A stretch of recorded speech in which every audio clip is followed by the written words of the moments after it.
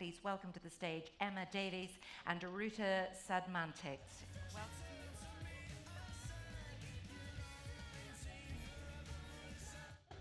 Hi everyone, how are we doing after Andy's presentation? Oh, Good. There we go. We're good? Good. Enjoying the morning? Yeah? Yeah, so we are, well, I'm Emma and this is I'm Ruta. We are fractional CMOs in our day job, just in case anybody's wondering how we actually make money, we have a job as well. And we do host the podcast Blame It On Marketing, where we talk about, it's quite obvious, it's in the title, all the shitty stuff that people blame marketers for. And we invite awesome guests on to then try and, talk about the tangible ways we can fix shit. So today we are talking about one of those awful things, which is people railroading sign-off, people not giving you the budget you need, people not taking marketing seriously, and how to handle that. So the way we're going to do that is we're going to tell stories about where we, ourselves personally, have fucked stuff up. And then as we go through, we're going to talk about how we could maybe have come to the solution, like how we could have fixed that, and then some of the bits around that. So without further ado, what we're going to cover. So why do people get pissy about sign-off? Because they do. Are they the problem? Are we the problem? And then, what the fuck do we actually do about it? We haven't checked if we can just go for the swear words. So if we need to stop now, can somebody wave? Okay, good, fine. Fuck it. No one's offended. Great. So, Ruta, why do people get pissy about signing stuff off? And start telling us the first part of your story. So, P.S. there's going to be a QR code so you can go listen to the full episode about this. And with the person that this is about, she's very good about this. So there's a lot of reasons why people get pissy about it. Emma and I work a lot in startups. A lot of the time it's very much like a, this is my baby, I want to approve everything that goes out ownership problem. In my specific case with Amira, who we're very good friends with still, just spoiler for the end, she is a very perfectionist kind of subject matter expert. So she's a HR subject matter expert. And I'm the opposite. I'm a very much good enough, get it out the door, be done with it. And basically where the problem lied was that I just started editing her slides because I thought they were too long, about, 2 days before the webinar. Boom. And I was like, Amira, you've got this. You're good at speaking. You're going to make it up. I'm changing the slides around. I'm editing the words. And she's freaking out. She's literally Slack, bombing me, being like, Ruta, what are you doing with my slides? Trying to call me. And I'm like, oh, I cannot talk to you like this. You are far too fired up, because I also don't like conflict, obviously. That's the start of Ruta's story. And mine is about a campaign that was due to go out, and it was very timely. So the content was all about a specific event that was happening for this. It was another HR tech company that I worked for. And just as everything's ready, and it's a global campaign, so we've got America, we've got Australia, we've got a Middle Eastern version of this piece of content, the CEO gets me on a call and is like, I don't like the report. So we have a 3-hour call where he goes through every single page of the report that's already been through graphic design and makes me edit the entire thing. Fun. Not great. I have to say that was one of those times where, when you finish work and you're like, I've got to have a drink. So, not great. So, here we go. Why does this actually happen? Well, let's be honest, we're all human. And sometimes the bad day behavior, it gets the better of us. So sometimes, even though you try, or your boss is having a shitty day, or something has happened in their personal life, and it leaks out. Yep. A lot of the time as well, if you're working in small businesses, if you don't keep people in the loop, or they don't feel like they've been kept in the loop, when they see the thing that you made at the end, they have no context about your thinking. They have no reason why you chose the words you chose. They have no idea why the graphic is what you think it is. But even though it's all correct and all thought through, obviously, the first time it flashes up to them, they're like, whoa, this is not what I would have thought this thing would have been. Yep. In Ruta's story, she talked about how, as she was editing Amira's slides, she was getting the very confrontational Slack messages. So obviously, as marketers, we should know that different people like different forms of communication, but sometimes we forget that because we're in a rush, we're busy, we've all got stuff on. Doesn't matter how senior you are, we're all busy. So by the way, this was Friday at 4 p.m. as well during lockdown, so I was just like, it was painful. I can't do this right now. And people tend to see the subject from their own view. So it's kind of like the second point about like, oh, this is not what I expected to see. But also a lot of the times, the founders and the managers, they're not the audience, but they think they are, and they see it from their own perspective as the internal person, which is not necessarily what your audience is craving and wanting from you. So on to the big question here. Are they the problem? In your story, is Amira the problem, Ruta? I certainly felt like she was the problem when this was happening. Just also company culture-wise, we're very much like go, go, go, don't over-perfectionize things. So I was like, I'm doing all the things I'm supposed to be doing here as a person, and it was lockdown, and things were stressful. I'm like, I'm nailing this. Amira's being a bitch. Because she's such a perfectionist, and she's not letting me do that, and she's just going to read the slides, and the audience is not going to be engaged. So I certainly felt that way. Yes, I think that's it. You felt that way. Yeah. In my story, did I think the CEO was the problem? Obviously, at the time, I did. Having to spend a 3-hour call with someone who knew the campaign was coming certainly felt like, oh my God, this is a you problem, not a me problem. But I can understand where he was coming from. We'll obviously get onto that in a little bit. So, are they the problem? We're going to get to the point about people being dickheads, by the way, because some people are. But yes, sometimes the person who is causing you the aggro is actually the problem.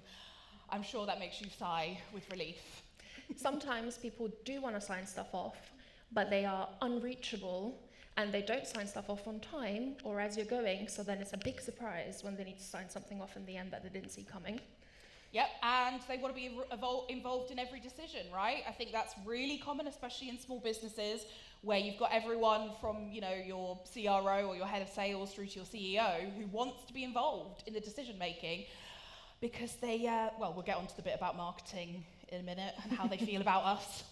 Or they just give you the good old ChatGPT feedback when they just upload your work and then just get chat to feedback on it. That one's a particularly favourite of mine at the moment.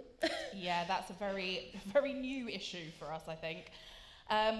They like to make excuses. And they also think their views are, as Ruta sort of alluded to, like their views are more important than your ideal customer profile. So they are seeing it from their perspective, they are not seeing it from your audience's perspective, so therefore they kind of think it's okay to railroad stuff that you're working on. It's very much given Andy's example with the car sales. Yep. Like, oh, women don't buy cars from me because I don't sell well to women. They sometimes clearly don't spend a lot of time reflecting on their behavior within the business and how they behave with people that might be reporting into them, meaning that they do write you angry messages at Friday on 4 p.m, knowing that you don't like conflict and you're not going to be able to deal with this, but they need to get their side out to you anyway. Absolutely. Also, there are people in the world, it might be hard for us all to believe, that don't respect marketing. And so they don't really respect you as a person, which is really hard to counter. But we have got some ideas on this towards the end. It's not, all hope is not lost. And of course, some people are just dickheads. Yeah. I would say, I was thinking about this last night before we did this presentation. I was like, how many people do I actually think are dickheads? Like just out and out dickheads. Percentage. And I actually think it's probably about 2%. Oof, okay, I would have went for like 10. Actual, can't do anything about them. So if that makes you feel any better. But if you do happen to think that you have one of those 2%ers, we're out there afterwards. We can talk about it. We've got some tricks and tips. So, are we the problem? Certainly sometimes, as much as it hurts me to admit it. I'm not perfect, whatever. My slides aren't perfect all the time. So sometimes we are the problem. Sometimes we get caught up in exactly what we want to do with something and our vision of something, which is exactly the problem we just said that they have. In my case with Amira, I should have really, I wish I foreseen, and I knew her as a person that I can't just be changing her slides because she doesn't like presenting in the first place. So I can't change her slides 2 days before the presentation, right? Like that to me should have been obvious, but of course I was worried about the audience and I was worried about it being engaging and not being too wordy. So I just went ahead and did my edits anyway, and maybe I should have asked her beforehand, That would have been a good call.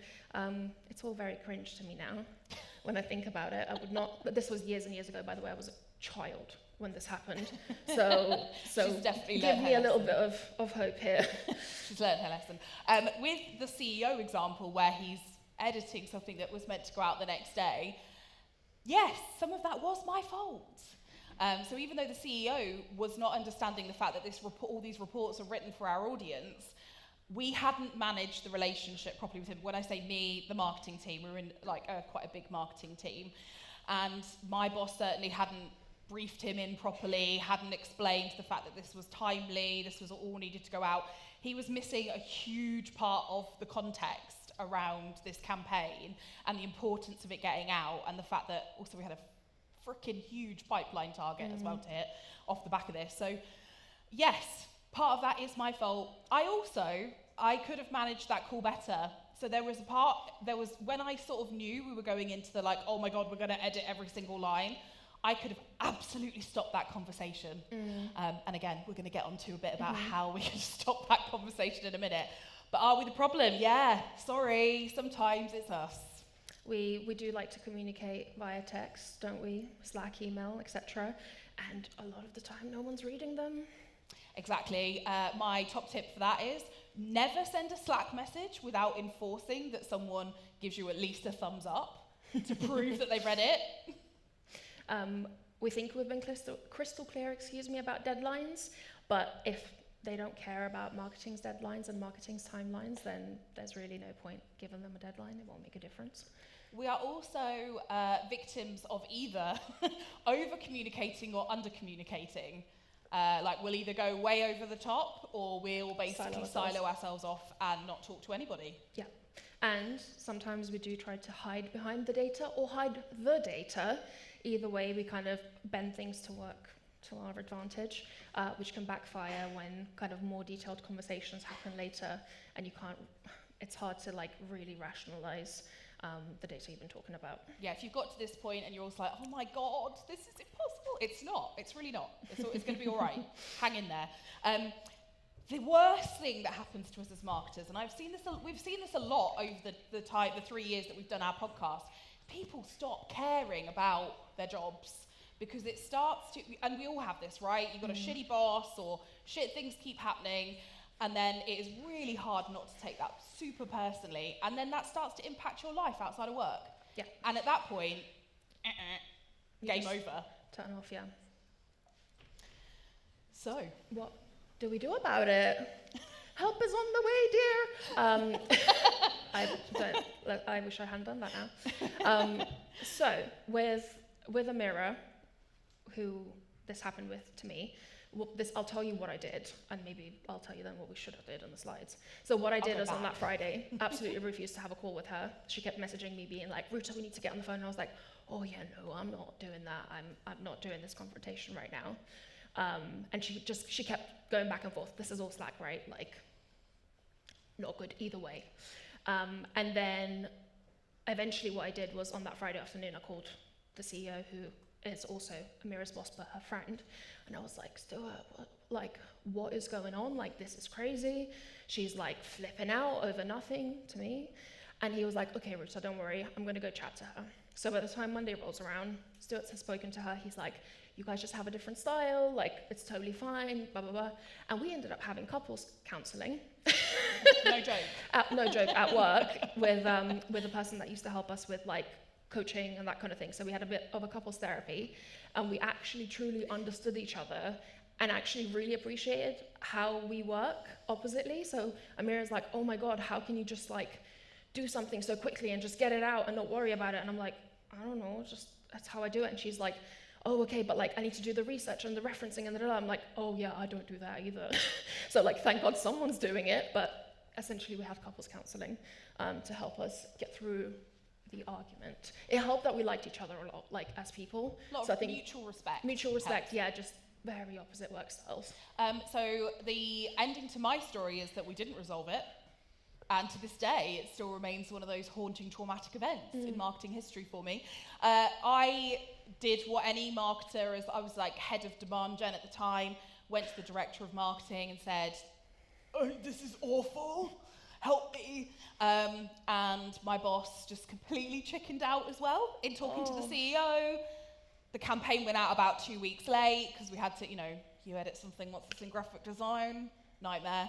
And then obviously the knock-on effect of that is history, because I don't think they hit their pipeline targets, and I actually left the company because then after that he lost complete faith, trust in the marketing team, and then everything just spiraled from there. So I left, but I did become a consultant, so happy days. It's not all bad. So what do? So we have 7 steps so that you don't lose your shit over this stuff. So step 1, and this goes back to what Ruta did with Amira, is you do have to have the scary conversation. Eventually, when you feel like you can. So whoever it is, even if it's someone on the C-suite, even if it's your boss, I think it is really important that you take responsibility of whatever's happened and be a grown-up and say, can we please sit down and can we talk about this? Specifically for us, we had a very strict content sign-off policy after that, and not in a sense of like process for process, but we just knew whose ownership and whose final say it was, depending on the different types of content. And we, this sounds dramatic, but we literally never had an issue after that point. Yeah, and I think it's really important. So things like, if these things are missing from your life as a marketer, and that's why you're coming up against these things, suggest things like the collaborative goals, weekly check-ins, again, have a mediator in the conversation. If you really feel like the relationship has broken down with whoever the person is or the people are, then I think it is really important to do that. And then, as Ruta said, making sure you have that sign-off content process. It's a really boring thing that nobody ever wants to do, but if you fix it and you have this agreement in place, it really will help. Yeah. Make your plans public as much as you can. So if you're in a smaller team or a smaller company, communicate in whatever way you can communicate. We often would do little presentations and breakfasts for sales to be like, hey, here's the big new campaign coming up. Please get involved. This is how you can do things. So you can do that, but also on the sign-off stakeholder level as well. Yeah, absolutely.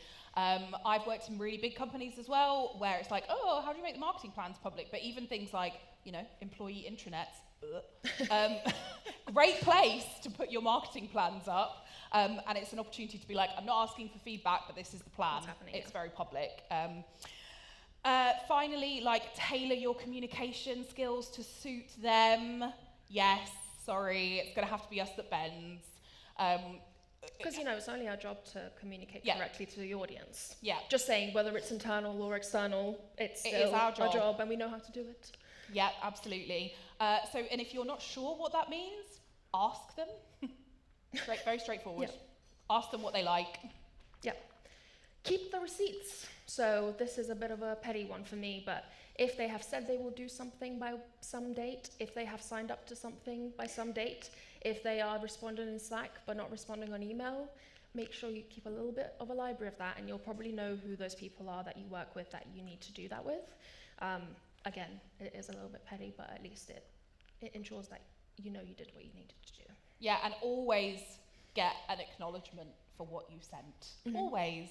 A quick thumbs up, whatever it might be. Yeah. It just really limits that oh, I didn't see your message kind of bullshit thing that people do. Equally, I think it's really important as marketing, especially if you're either a lone marketer or you work in a small team, to make sure you've either got an internal or an external advocate for what you're doing. / mentor, if you really feel like you need that extra boost. Even if it's just you have a mentor that you're venting at, or you've got marketing friends like everybody in here, it is really important to stay in touch with those people regularly. Yeah. A lot of people in this room will have been through what we are talking about now, unless you've got a saint of a boss or something, I don't know. It happens sometimes. Can't relate. Yeah. It's really important to just stay part of those communities that are going to actually keep you supported. And also, no one teaches us how to do this stuff. You kind of fall into it and then have to figure it out. So if you don't know what to do, that's completely fine, because you're not expected to just know how to deal with stakeholders. It's not something we get taught, right? 6, protect your diary. So block time. Don't just let people jump in then be can we jump on a quick call in 3 minutes? Protect your diary, have blocks, have structure around what you're doing. It helps with the sanity on your own end, but also helps with the marketing process respect as well. Absolutely. And then if someone tries to stick a meeting in your diary, you can actually say, I'm really sorry, but this is my focus time. How about this time instead? Nobody's going to get mad at you for that. And the final one, the most important one of all, is to actually look after yourself. Now, a lot of people would stand here and be like, it's all about well-being, just take a bath, have a walk, whatever. But it should be deeper than that. Yeah. You know, Ruta and I are massive advocates of therapy. It's great. If you want it, it's great. Coaching, therapy, career coaching. talking to a friend.